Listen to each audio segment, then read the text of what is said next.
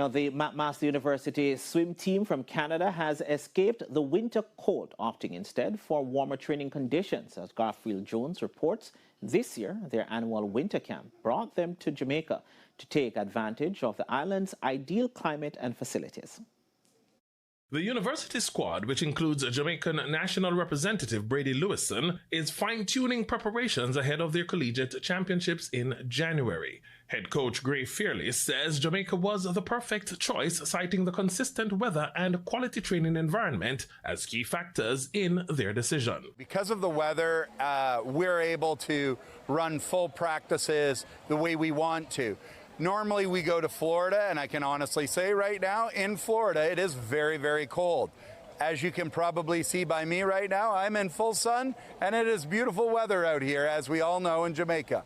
So that alone gives us the opportunity to train really, really well every day, and that's what makes us better. Fairley also spoke highly of Lewison's potential, expressing confidence in the young Jamaicans' continued development at the collegiate and international levels. Our goal right now is 2028 in LA.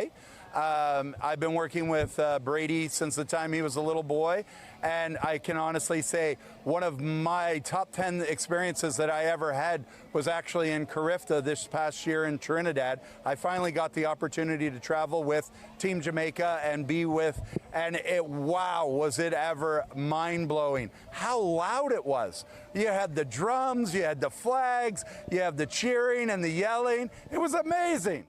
For his part, 18-year-old Lewison says it was a special experience welcoming his teammates to his home country. It's amazing. This is our first year in Jamaica. We usually go to Florida. This was a nice switch up.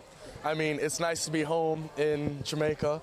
I'm glad that the team can experience this as well. They seem to enjoy it.